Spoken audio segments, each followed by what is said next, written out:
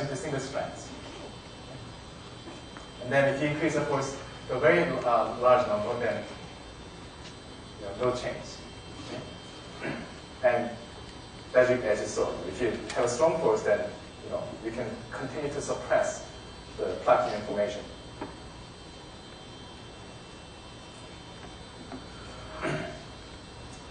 So there was a nice demonstration, and it was a nice, really measure of the DNA supercooling properties done about a dozen years ago.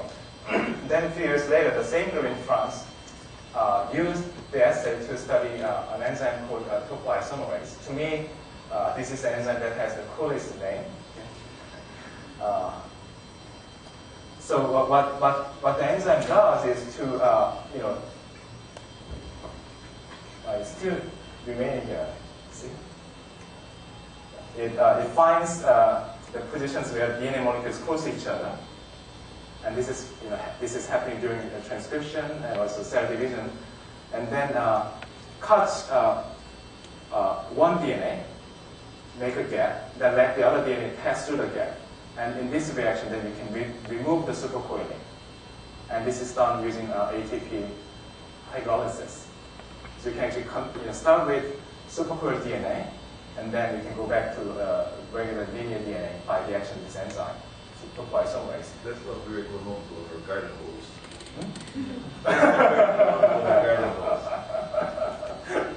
That's right. That's right. So what they did in this paper was to form this supercoiling. And then they add the enzyme topoisomerase and ATP and then measure the height of the bead as a function of time. They found that the height of the bead increases in 90 nanometer steps. That corresponds to the release of 2 platinums at a time.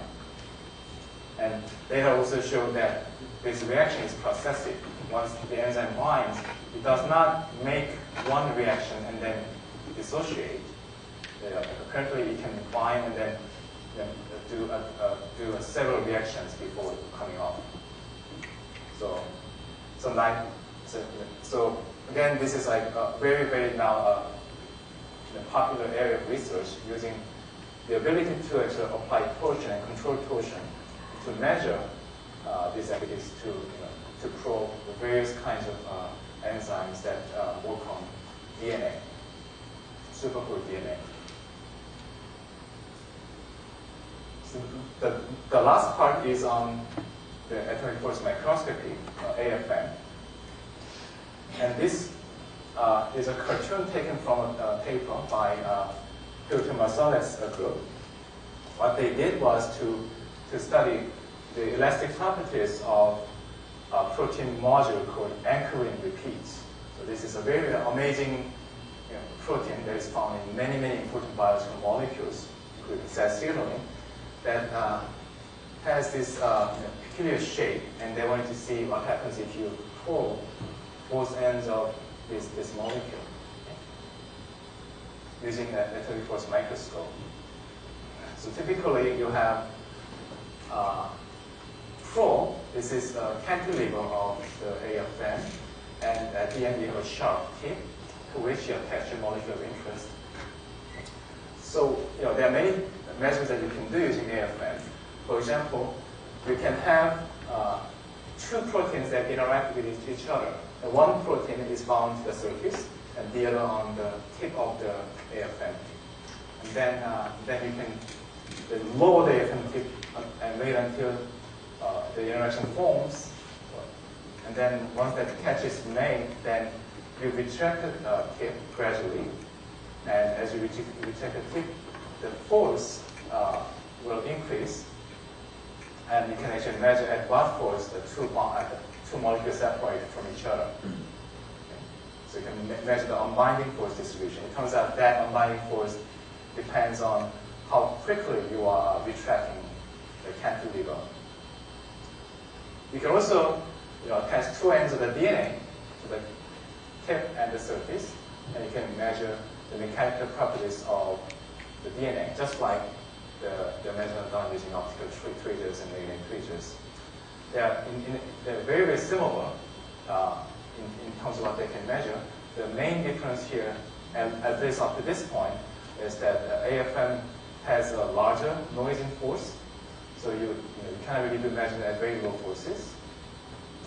But AFM can apply much larger force than more conventional optical trap or tweezers. So if you want to study like covalent bonds, then you'll have to use AFM.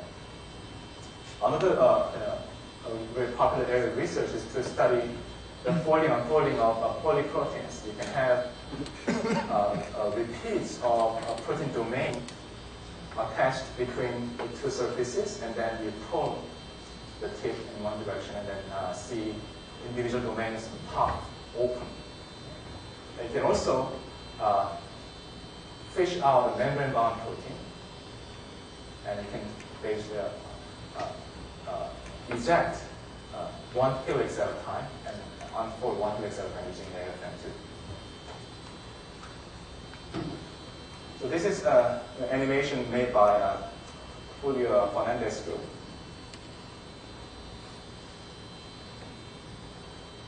So in AFM, you have a laser light bouncing off the cantilever, and as in this case, you actually moving the center surface downward. So you apply force, and then increasing force is detected by the deflection of the laser beam by the split detector. The force is increasing as you move the sample downward until one of the domains unfolds. It's a constant velocity, right? That's a constant velocity. It is constant velocity measurement, yeah. You can also do this at constant force. He also has an animation that's on the website, you can get it. So this softest-like signal that you get is an indication of force unfolding of individual domains.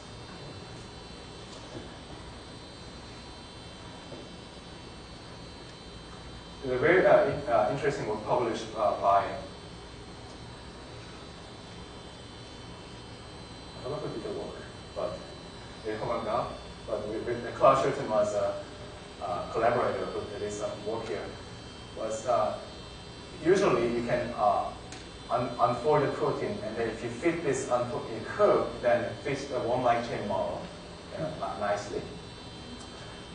But for this particular protein, they found that there is a kink in the unfolding curve that they were able to attribute and show using MD simulations that this is due to intermediate in the unfolding process. One helix, one alpha helix coming off the protein first before the whole protein unfolds. And in this case, they put on this anchoring module. And if you pull it, if you do it at forces low enough so that you don't actually get a real unfolding of these domains, what they found is the following.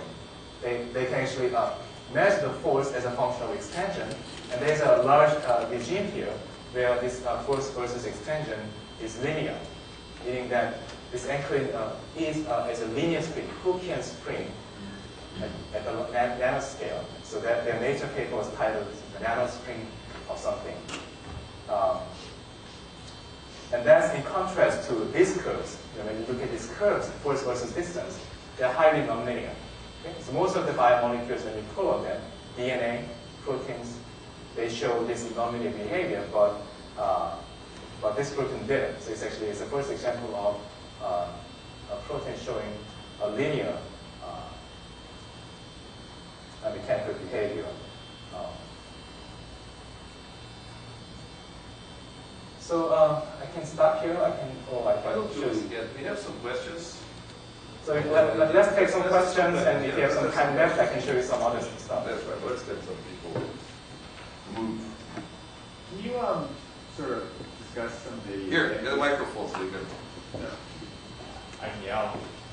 No, but they have the webcast, so we need to... Oh. See if the microphone is on. It's on? Nope. There we go. Can you discuss some of the advantages and disadvantages of using optical traps versus magnetic traps a little more in detail? Yeah, that's a very good point. Maybe I should go back just to remind you what they are. So optical trap is more expensive. You need a laser, and it's quite more difficult to build. But it has a higher time resolution. And here, the magnetic tweezers are usually relying on the averaging. You have to, if you want to determine the position accurately, you have to first wait until the position averages out, right? But because you tend to use much larger particles in magnetic tweezers experiment, so that you can apply a sizable force or torque, their movements are much slower, so it takes longer to average, especially at low forces. So time resolution is actually a lot worse for magnetic tweezers.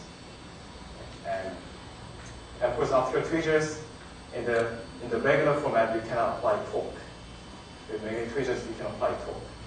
But there are variations of the optical tweezers where you can apply torque. So that's not quite unique. But those instruments are even more difficult to build than one. Great, thanks. So, okay. So my question is, noise is very important in biological systems. For example, in gene networks and these sorts of things. I would anticipate that noise would be important in the action of individual single molecules because there's so much grounding motion for themselves. When you are using these single molecule experiments, you're working very hard to eliminate sources of noise in your experiment. So how much biology are you taking away by eliminating the noise from your experiments?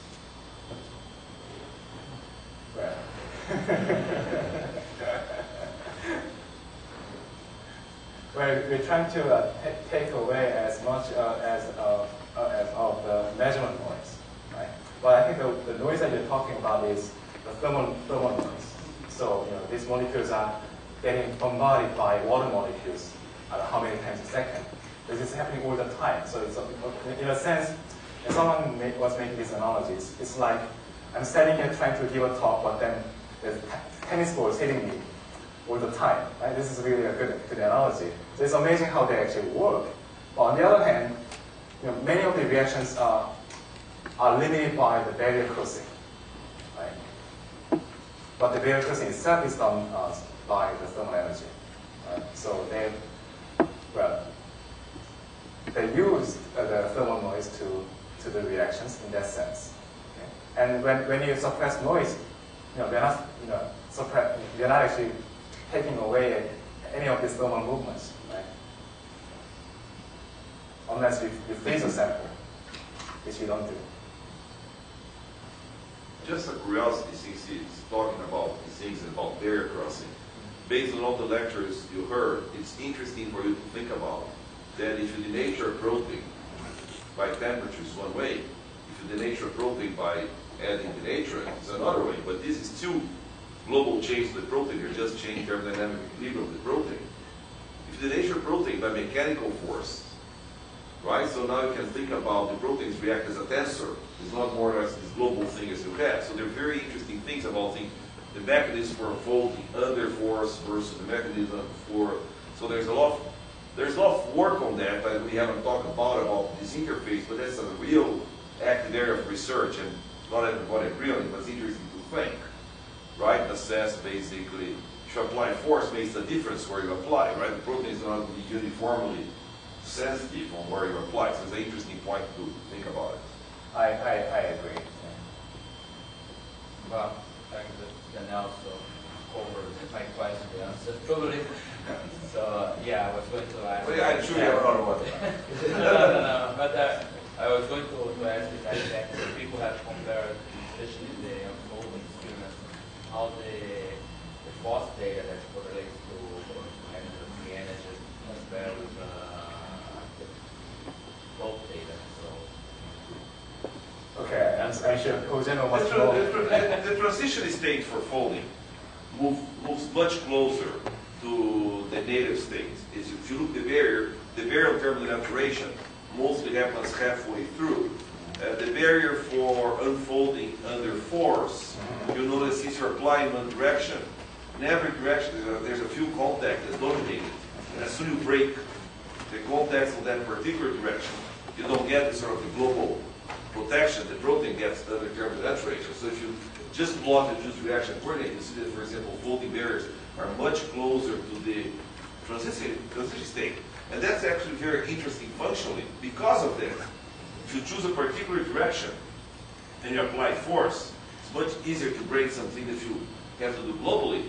Proteins that have to actually operate under force or under stress, they have to protect themselves. So they have to build like a few more things on the direction where this force is going to react.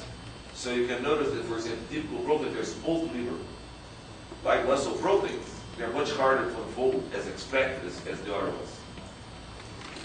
Yeah, so I mean, I've listened to Julio Fernandez talk a few times in the past, and for at the beginning, almost every talk would be greeted by a question: "Well, can you also measure folding, refolding under force?" And he said, "Oh, we are working on it, working on it."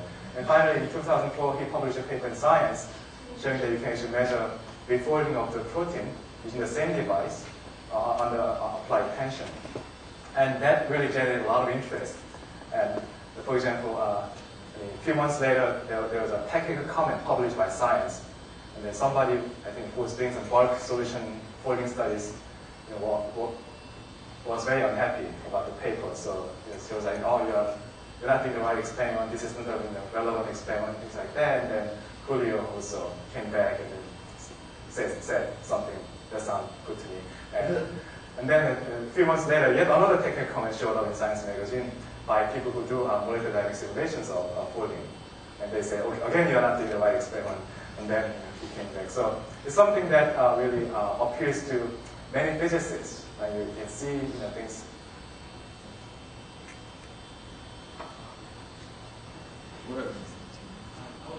Well, is that off? It's off. I think it's off. Yeah. Who turned it off? Who turned it off? No, it's on. I was wondering if you can do experiments of these types to, I'll say, discover the function of a protein or a complex. And can you bind DNA or something like that to these things, and you have it form the DNA, but you don't know what it binds to, or find out what it does. This is a really, really good question. I can be more frank if it's not going to be broadcast, but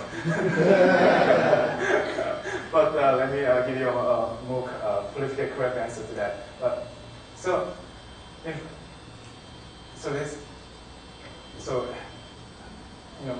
If you ask me, have people discovered something really important, so profound, using these techniques that merit the big prize, Nobel Prize, for example? My answer is no. Okay. First, because those things are hard to combine, right? You need to, many people working, and then somebody get lucky and then, make a big discovery. But I think the techniques are now powerful enough, actually, that they are right enough, so you can actually use them to make initial discoveries. But the problem is that, again, most of the measurements have been done on model systems that have been extremely well characterized by chemically and by physically. So most of the measurements that we do, whether they're very exciting and interesting, in a sense they are adding, some additional final pieces to the puzzle. Okay? So you can actually get better understanding, and that's because people have been studying model systems. I mean, if you want to make a discovery of a new function, there's a new gene that you want to find out what it does, then you don't do single molecule measurements. Not yet. If you want to discover a new gene, you have to do cell biology or genetics, right? But I think things will change. As techniques become more commoditized, we have these manuals that people can read and build their own instrument based on, and more instruments become commercialized, then these measurements will be used not only to study, well understood leading to death kind of systems only, but also to study, like very frontier problems in biology, immunology or cell biology, and people are really jumping in the last 2 years, and you can perhaps use these techniques to actually make contributions at the very initial phase of biological inquiry, and I think that will happen.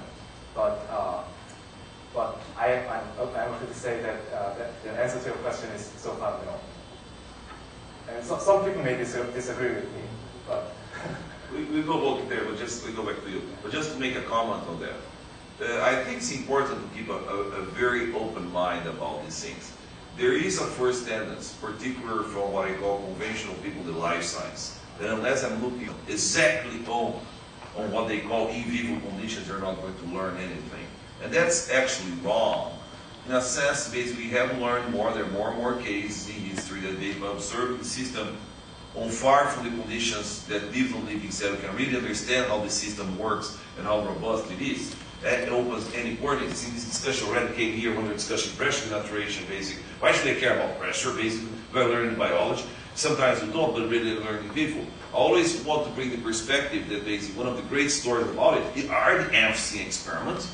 These people stay 10 years, say that there was a relevant experiment to unfold the protein, very diluted, and then they got a Nobel Prize for it. But they still have something to say, yeah, but the protein is unfolded, and then it folds. Do I learn anything about biology? Yes, we do, as we learn in the future. So there are lots of things that come on these things that sometimes, if you don't keep your mind open, it's true. But single molecules has one application we all know. The more and more we observe ligand binding in cells and genes, many of these proteins have very small numbers. So most of the experiments that people are doing now that study these reactions in bulk or high concentration of those proteins may have nothing to do with how the protein acts independently in a situation when you have a rare event. So I think we haven't made a big discovery yet, but that's because we haven't done enough. These guys have been too slow for the experiments to work. As soon as they're able for the experiments to work, then people are going to be able to get a science done. But there's a lot to be done in there. So you have one more question there. I think it will become mainstream enough that people will just use it to make interesting discoveries. Yeah.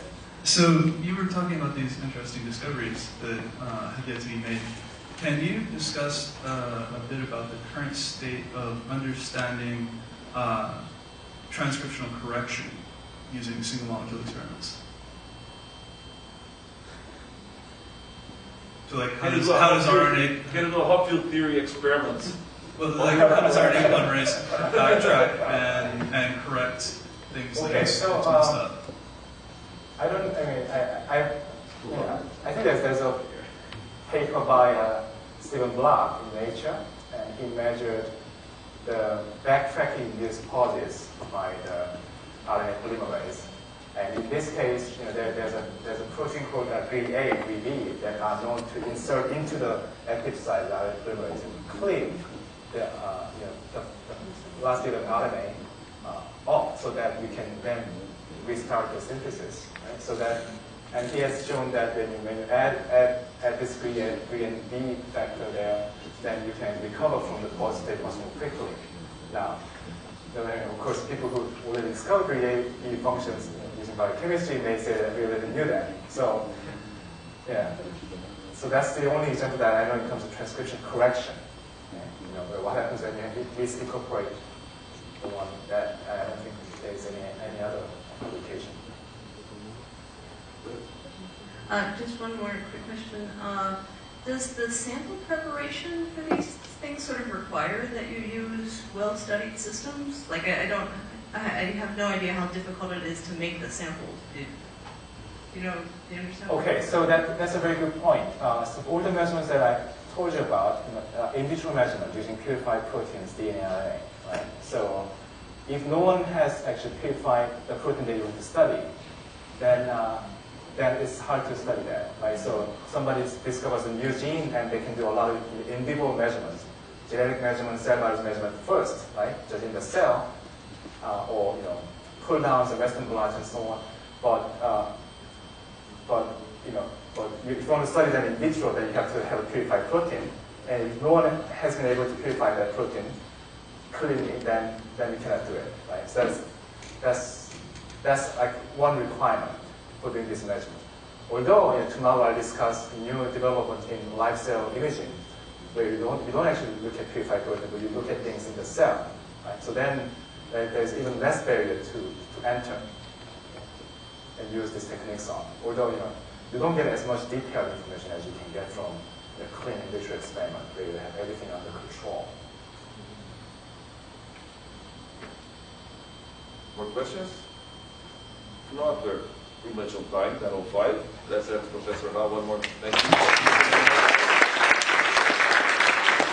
You're back at 10:30? 10:30.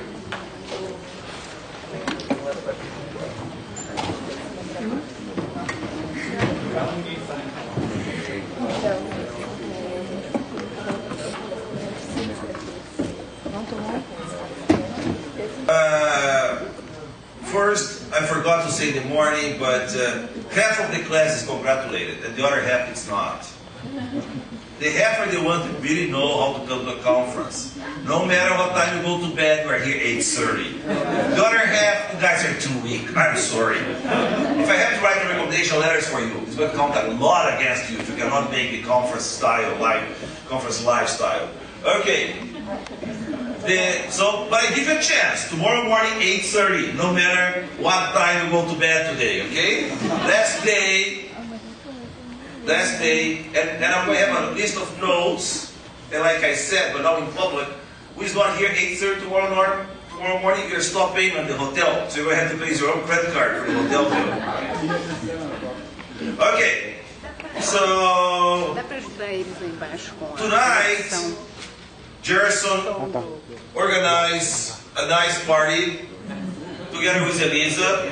They have all organized for you guys a best music in Rio on a place called Rio Cenário. Around 2 p.m., they're going to have directions how to get there. The way to go there is by taxi. Remember taxi in Rio, 4 people in a taxi, is going to cost you around 20 reais per taxi. No credit cards, nothing. Remember old cash money? Some people, they stayed yesterday trying to use a Visa card. Oh, what a beginner. Anyway. Yes.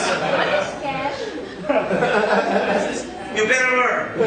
If you want to go there tonight, you have until the evening to learn.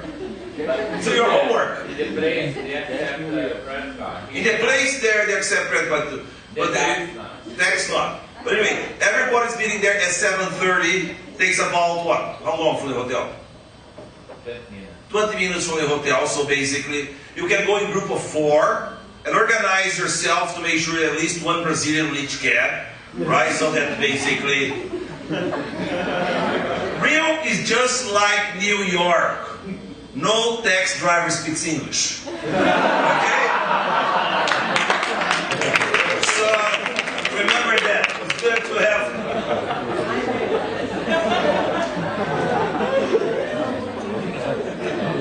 Okay, and tonight it is a showroom place. So Elisa is covering for all the expenses that the conference is paying for you to get in there, and you're just responsible for what you drink. Okay, so you don't have to pay for going in there, but remember you're responsible for what you drink. It's not that bad, but just so that you know.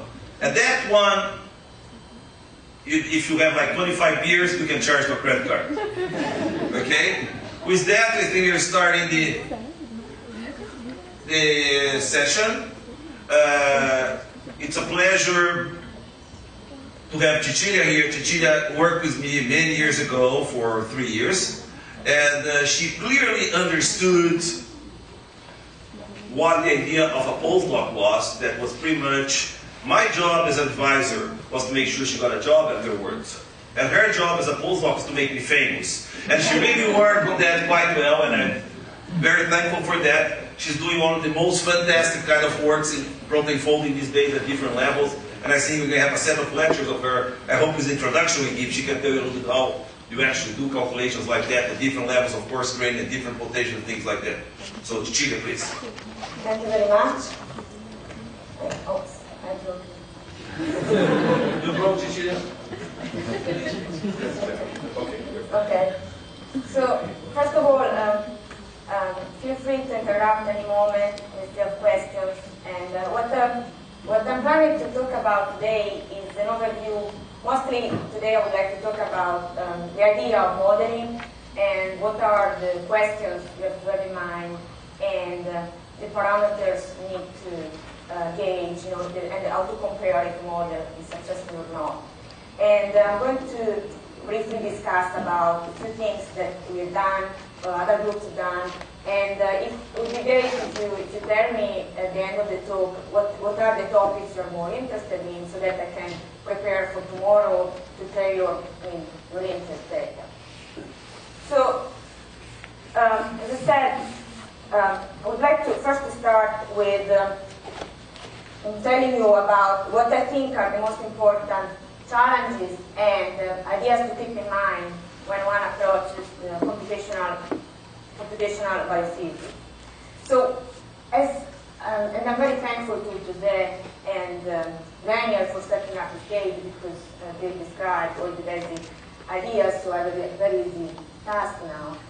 So, in my opinion, when we talk about biophysics, and I'm going to spend a few minutes on this, the real problem is that in physics, coming from physics, we do have, for each single system we study, for each single problem we study, we have in mind a particular length scale and a particular time scale, at least for, maybe these things are changing with nanotechnology now, but at least if you think about traditional physics problems, when we talk about molecular biophysics, this is not the case.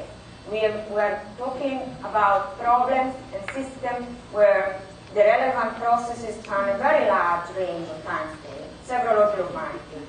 And it's not clear if the systems we're studying are just at the atomic level or the bulk level. And I'm going to say something about this. And so these are things that we have to keep in mind when we try to model the system theoretically. And because of these challenges, I think it's important to develop new methodology and also to be careful in comparing and combining theory, simulation, and experiment. And I want to make a distinction between theory and simulation, because too often they are confused.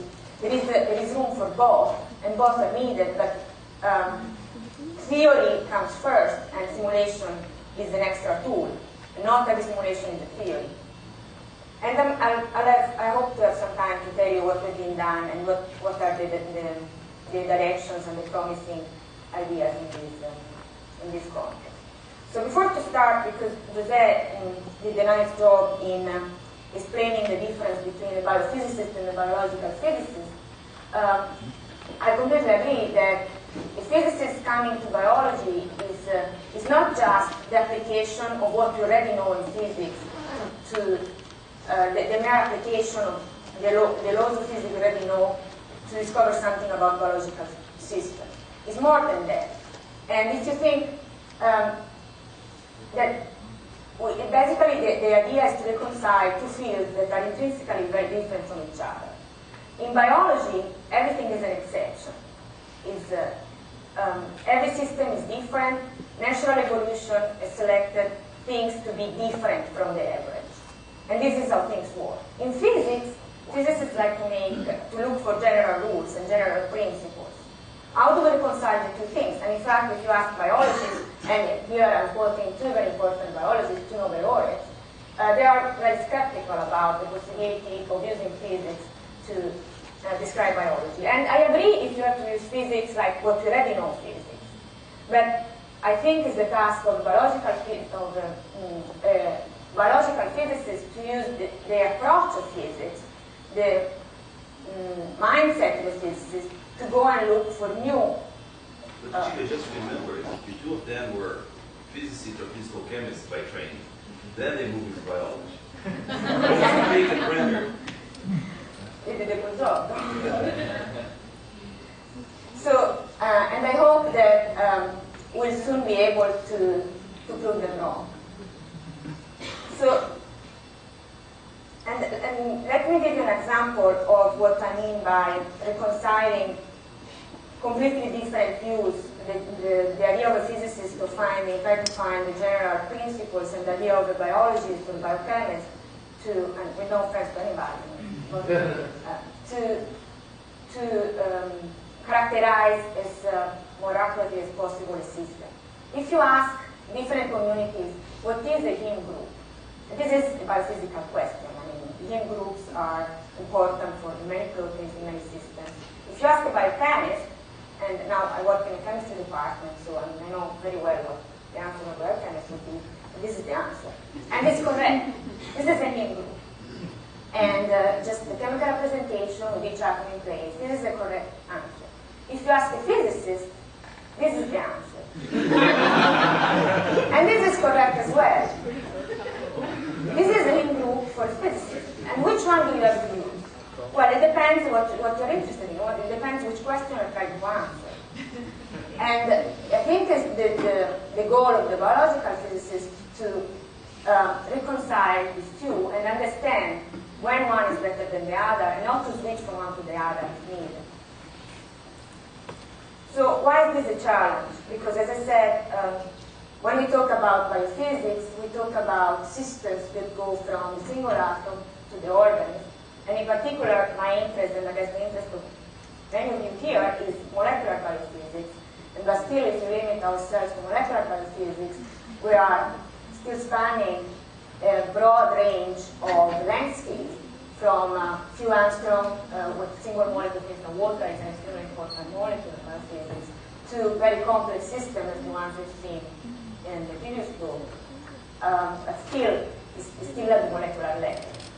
And what tools do we use? If we know what to use for a single atom, we know the laws of physics very well for a single atom, or if you take the other extreme for a very large assembly, we know thermodynamics in the stream or quantum physics in the stream, what to use in between. And again, another example, if you look, I mentioned that the time scales you're interested in are there's a very broad range of time scales. If you look at protein dynamics, we've been talking about protein dynamics a lot this week, but we are interested on processes from the femtosecond to the second, and if you talk about aggregation, you've seen that you even go to years. And so several order of magnitude. And again, you have to, it's impossible to just with one single tool to characterize the whole spectrum. So it's important to have a particular question in mind and use some theoretical approach to, if possible, to disentangle or combine the different resolutions. Historically, a theoretical method has been applied from these extremes, mostly because molecular dynamics simulation and quantum chemical method have been developed for the few atoms in a very fast phenomena. And while experimental method has been developed on the other extreme, on bulk, slower processes, but recently, as you've seen in the previous talk, and as you've seen yesterday in the previous days, both approaches are pushing toward each other, and so there is now, there starts to be, at least for some system areas where the two approaches are overlapping, and so this is a very exciting time for theoretical biophysics. And the interest in my group in particular is to try to do something new and develop new methods that target intermediate resolution. Not just push what's already been done, but if we can develop methods that can target the resolution in between, then we really have an optimal way to combine theory and experiment, or we have more flexibility in this spectrum. And ideally, one would like to do this adaptively so that the resolution can change in time and space. But this is the wrong way to go. So, again, on this idea of why we need to develop and why I think it's important to develop these new methods, one question I particularly care about is, and we've already seen this week, is the question of what are the important degrees of freedom, what are the important variables. And if you're interested, I can spend more time on this because if you think about the system, for instance, a system that you know very well how to characterize, one single water molecule, we know what, if you want to study the chemistry of this molecule, the activity of this molecule, we know what to do. We have to get electronic structure. And we know, we can discuss what particular method you want to use, but you know that the distribution of the electrons, that is the important variable. And with that, you can get you characterize the system completely.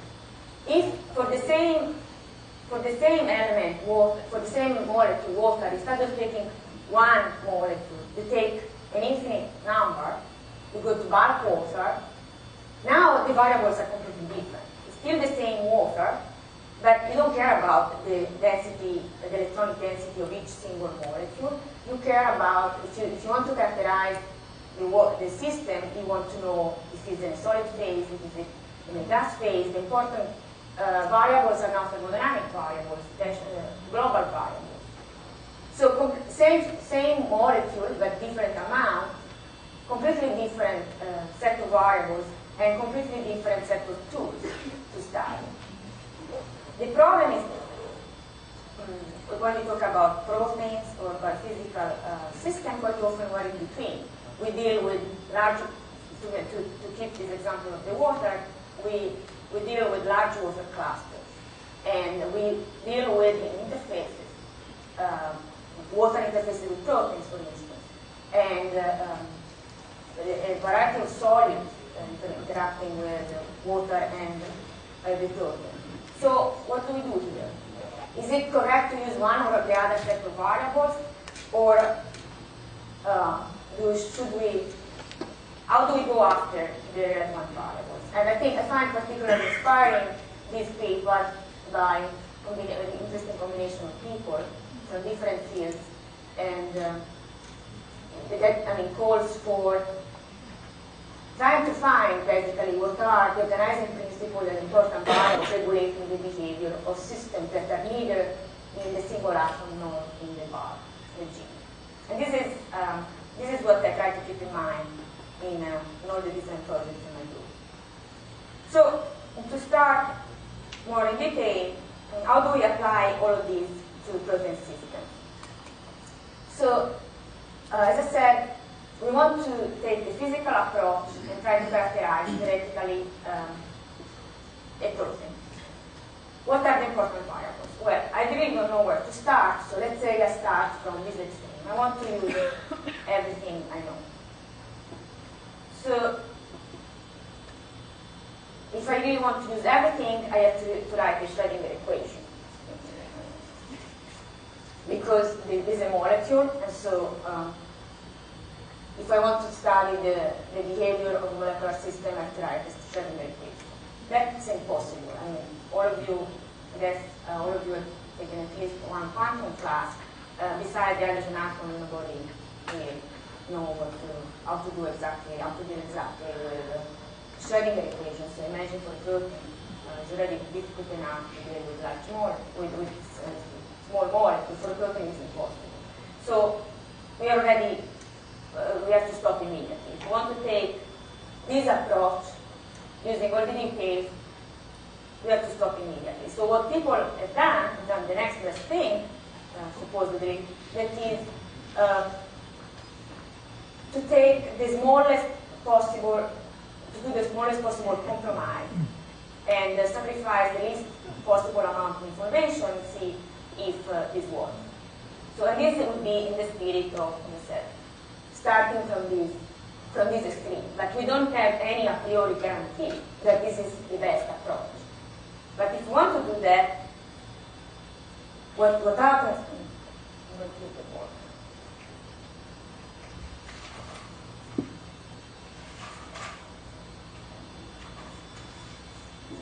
So, how many of you are comfortable with quantum mechanics? Okay, good. So if you write what you do, you write the Schrödinger equation would be. She just turned the light on. Side, alright. In the corner, in the corner. One of the boards above you.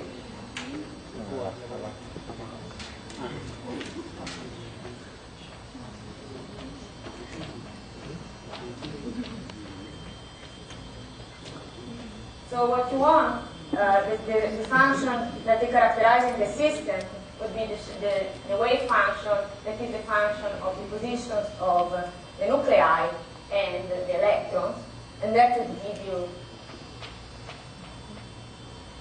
the the square of the norm gives you the probability of finding the system in that particular configuration. And that could be the complete characterization of the system if you want to take the ab initio approach without discarding any information. Because this is impossible, and it's going to be impossible for many years to come. One can try to, the first thing one can try is the Born-Oppenheimer approximation to say that the nuclei are much heavier than the electrons, and so one can think that the electrons see the nuclei as at rest because they reconfigure very fast around the position of the nuclei. And so one can break down, can assume that there is an effective separation of variables and carry down the wave function as just a function of the nuclei and multiplied by a function of the only the coordinates of the electron. And in doing that, so there is, first of all, there is this approximation then, and that is usually the good approximation that the nuclei are very slow with respect to the electrons. And then one can separate the variables ignoring the coupling between them and treat the electrons with quantum mechanics and the nuclei with molecular mechanics, with classical mechanics, because they are heavy and so one can assume that quantum mechanics is not that relevant. And already I'm making a lot of approximation.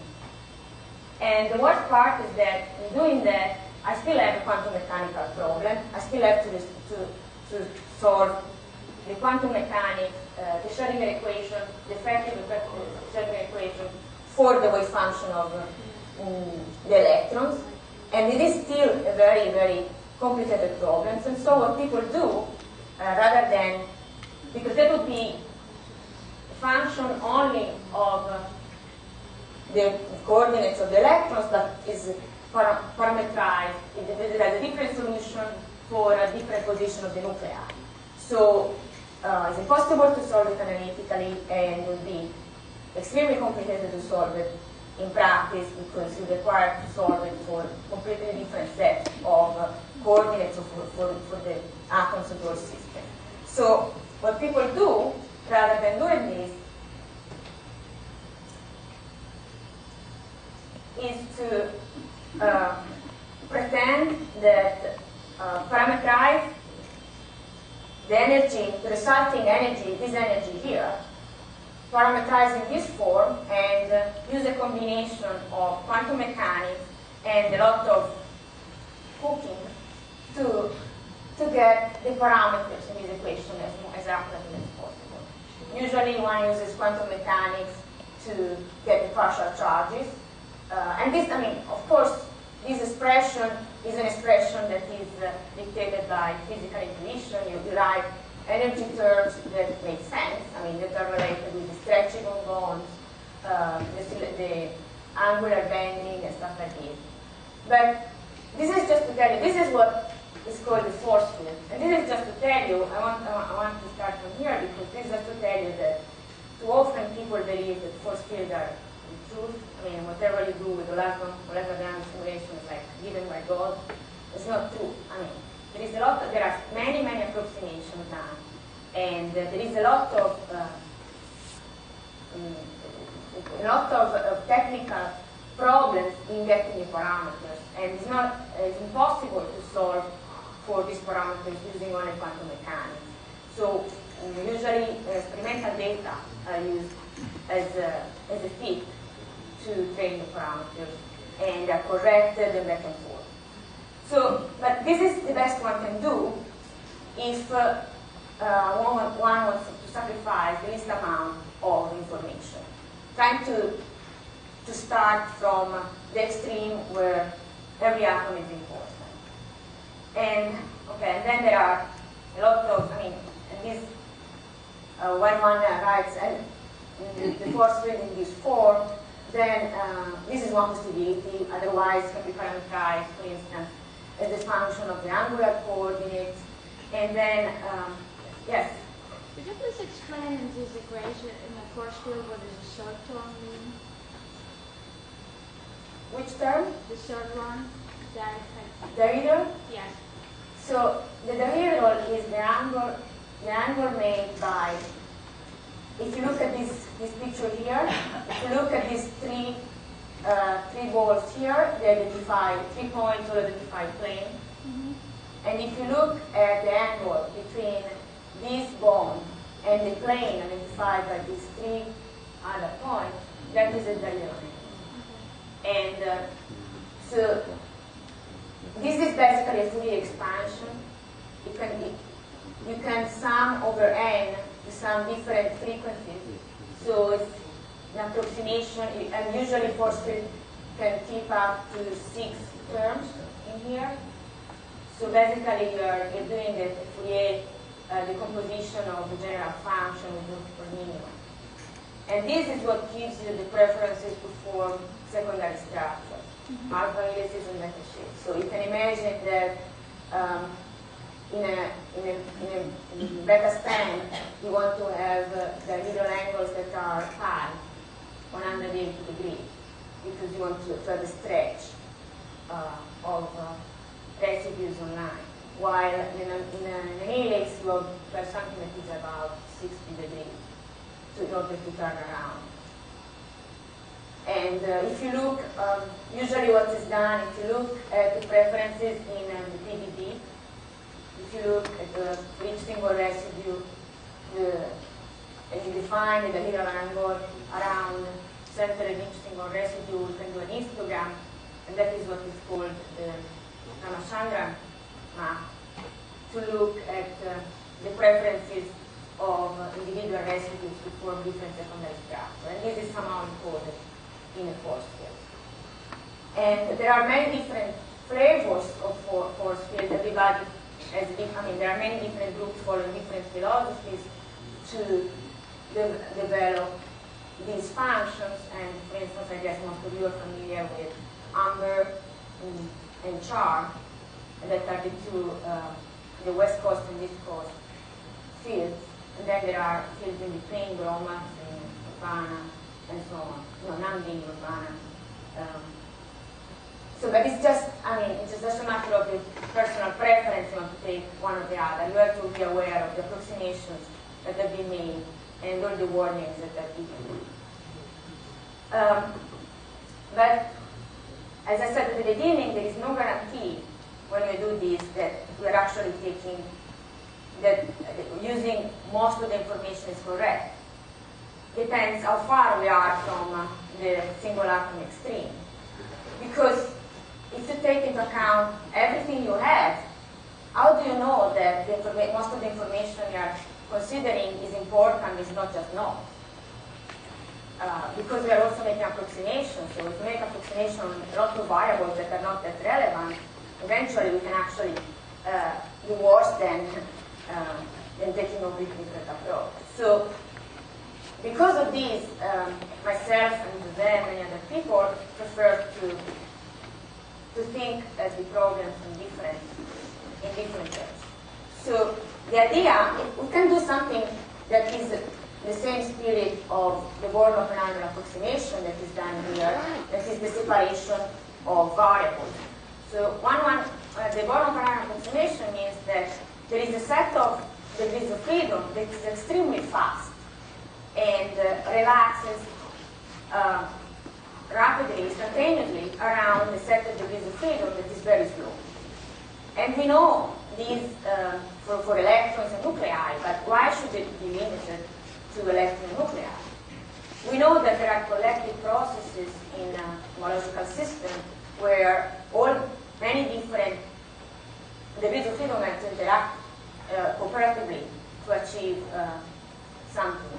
So, and just the fact that many of the processes like token folding looks like single exponential, looks like there is a single free energy barrier, indicates that maybe there are a few global general parameters that can describe most of the process, while all the other degrees of freedom are very fast and relax quickly around it. So maybe rather than proceeding from here, we can try to look for, in another description description of the system that captures only the relevant coordinates. And this is the spirit of coarse graining. This is what one would like to do with coarse graining. And so again, we attack the problem rather than starting from here, we attack the problem in between. We attack the central question. And there are two possible ways to do that.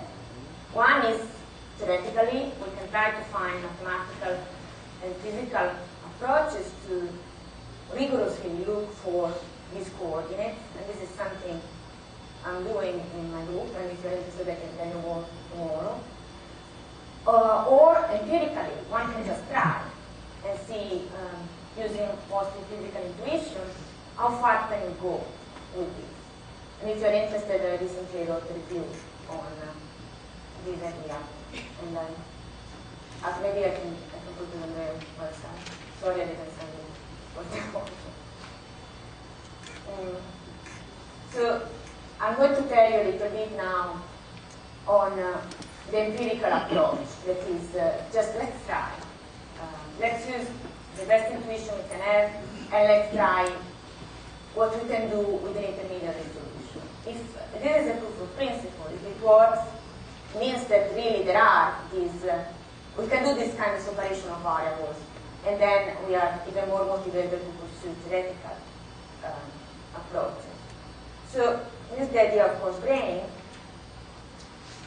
If we have a protein in general, as I said, we want to keep only a few parameters to describe the proteins. If we wanted to consider all the single atoms, including the water where the protein lives, it would be thousands of them, thousands of atoms. Rather than doing that, and this is just a stretch of this sequence just to show you all the atoms that compose it. So this would be all the atoms. One would like to keep only a few. For instance, here I highlighted the carbon alpha in each residue. And this is one approach.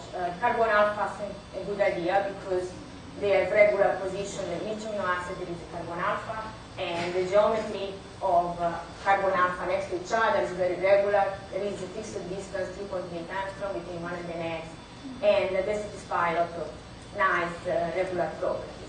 So this is one approach many people are taking. It's not the only one.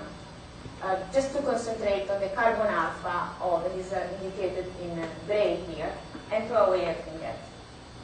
So this, I don't have any a priori justification to do that, just intuition, and as I said, this is a proof of principle. If I can do something with it, it's a very strong indication that it's worth pursuing the set of global variables that reflect system.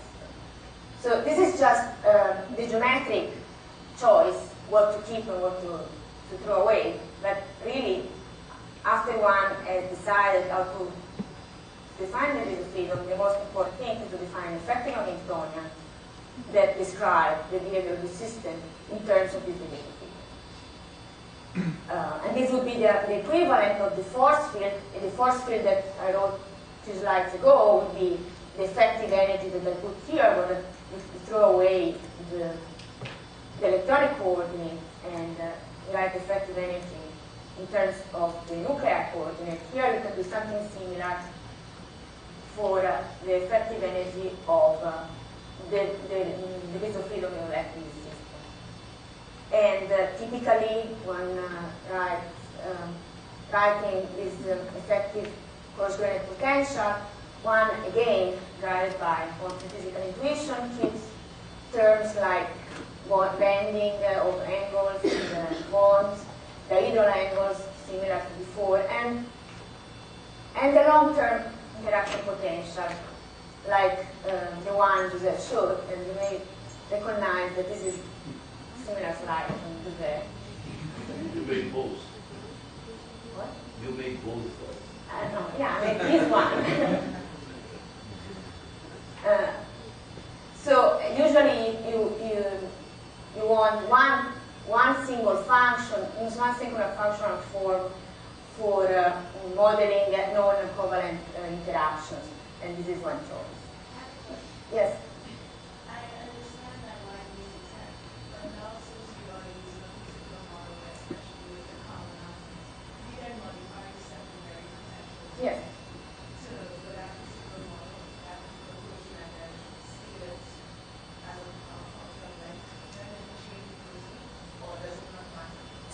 depend on, I'm just talking in general. It depends on the model you pick, it depends on the system you decide to and also depends if you're including the water explicitly or implicitly, even at the constraint level. It makes a big difference because here what we're doing, if I just consider this for the protein with the carbon alpha, I'm hiding the water under the arc because this potential takes into account somehow effectively the fact certain amino acids like the water certain don't, and so effectively certain amino acids attract each other because they try to escape from the water. And that is protein dependent because it depends on certain amino acids on the surface or I'm talking in general with physical graining, but then I'm going to tell you more details about specific systems. But this is the big question. Ideally, one would like to do this in a general way and in a transferable way. But if you can do that, you get an overclock. So it's not that easy. Yes? Yeah, I have a question. Why do you choose for Leonard-Jones interactions? Why do you choose 12 and 10, not 12 and 6? Now, again, this is just an example. I don't want to say that this is the only thing you can do, but the reason, as Jose mentioned 2 days ago, the reason is that you want an interaction that is very short range, so that is happening only in a very limited region, because you don't want to repeat the same figure Jose has done.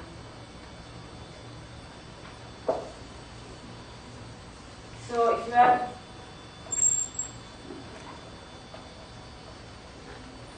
this is the interaction between these two residues. You don't want these two residues to attract each other when you have another residues in between, because this is effectively introducing frustration. So you would like the interaction to be felt only in a small range, and the 10 power is much faster than the 6 power, so it's much more effective. But in the case you draw on a board, there would be weak attraction, but there would be a much bigger part in repulsion between the middle.